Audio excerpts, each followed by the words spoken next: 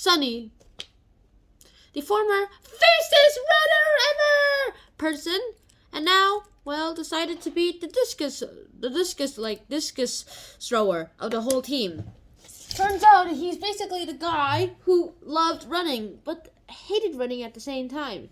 He just loved it for a long time, and then, he basically won so many first place prizes that he found it boring.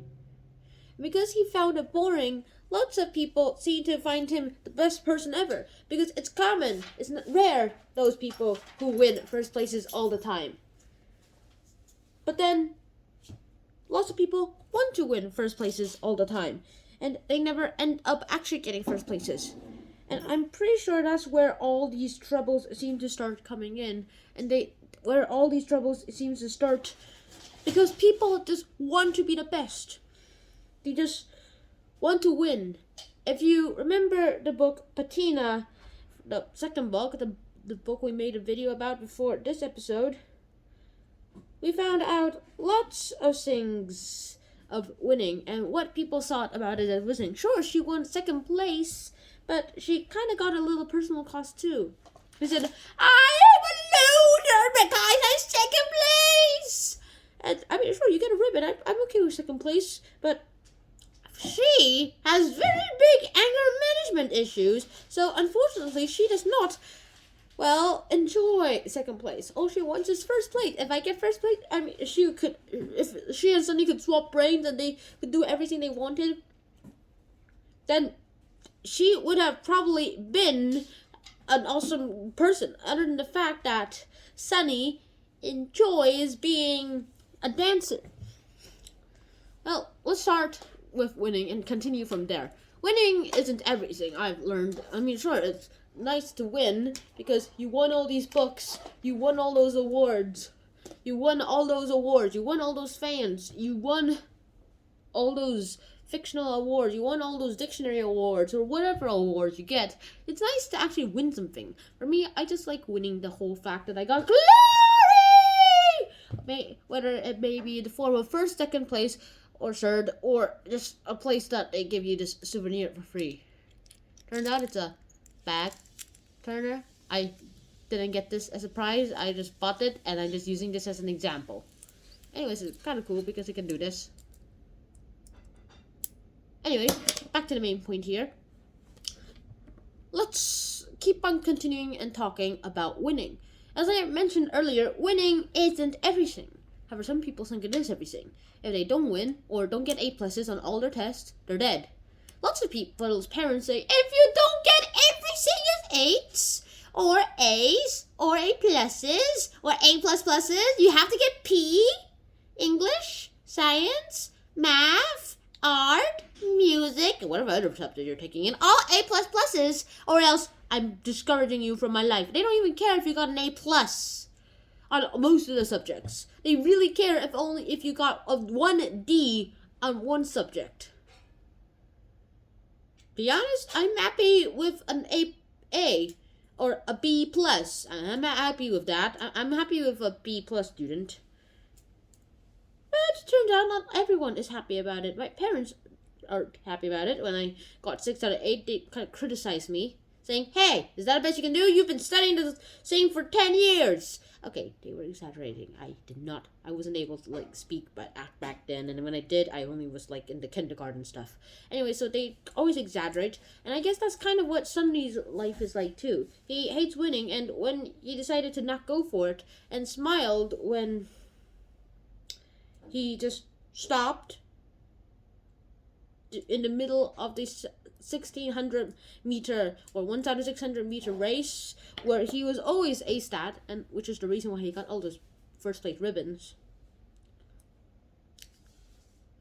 He decided that he just didn't want to go back, and he just wanted to quit the track team. In fact, he loved the track team. He loved his teammates. It's just that the true love inside of him was not running. It was dancing. Turns out dancing was the thing that he loved most. And that brings us to our next part of the section, do what you love most. In fact, what I love most, somehow, is animating. But the second thing I love most that I can do more often, other than making videos, of course, is reading. Reading is awesome. You might remember this book. Oh wait, wrong book. You might actually, more likely, remember this book about Matt.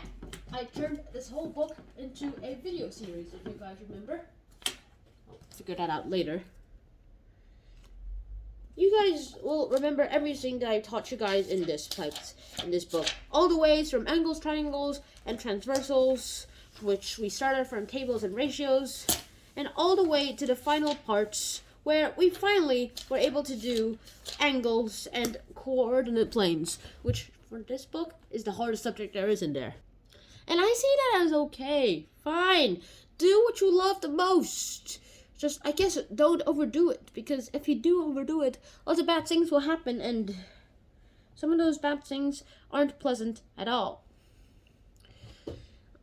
As I mentioned, Sunny loves dancing. I love reading books and making videos and making people laugh and telling stories. Well, I guess just do what you love according to the things you have to do, because if you do that, then lots of people will start turning over to you, and they'll just be jealous, and I guess sometimes even admire you. That's, I guess, how role models start their careers, because you really, really need to become a good role model to do everything you want to do. One thing about this Sunny book here is the fact that it teaches us one important lesson, that you have to do what you love. At least that's what you can best do, and do something that is so similar to what you love. Like, sure, you're super good at running, but it's not what you love. It's like those times when you take this job, but it's not as high as paying as that one, but you're still happier in this job than that one, even though you lost your like by a few dollars, right? Like a lot of dollars. Sometimes the highest paying job is not the best job for us. In fact, sometimes the best job for us isn't the highest paying job, it's the highest emotional paying job. Let me explain. It's the job where it rewards you the highest with your own self-esteem and accomplishment that you have not wasted your life. Yeah. And one last lesson that I want to mention to you guys before I go is about letting go. In the book, Sunny, well, here is how it goes. It's written as a diary. Turns out, Sunny hasn't been written in that diary for years, and finally his homeschool teacher decided to ask him to, like, hey, I was writing in the book again, that journal again, and like, that's not a journal, it's a diary, inside his brain. It's like Diary of a Wimpy Kid, but reverse. Instead, like, Greg calls it a journal, and even though it says diary on the cover, and everyone calls it a journal, but Sunny calls it a diary. It's like that, but reverse. It happened like that, and in there he confides everything that seems to happen in his life. He confides everything about the matches. He confides everything about the mistakes in his life, the facts of his personal life, the facts that have happened throughout his own life because of his own little personal issues with his mom, who died on his birthday trying to give birth to him. And what I'm trying to say is that life is worth some things, but then it's also worth other things too. Let go some of the things that you've held inside your heart, because if there's one thing I learned, is that if you keep everything locked up inside, let's say that this is the circle thing is the thing that you want to keep inside of you, but then this chain is all around of you and it locks you up and prevents you from actually using it, then that sucks. Then you have to open it up and let it out, because it's then when you'll know what you really want to do on the inside, what you really have to do on the outside. And somehow combine those ways, like in the book, the Red Fern book, where a kid beats two dogs and meets God halfway. Well, he gives his whole promise, because it's impossible to make full promises with God, because he's God. That's pretty much all I have to say. Inside, let go your deepest past, and on the outside, do what you love, and always, never, ever forget about what you love, that winning isn't everything, and that somehow, everyone's family is different, but somehow Your family will always be there for you. I learned that the hard way. See you guys soon. Now, peace.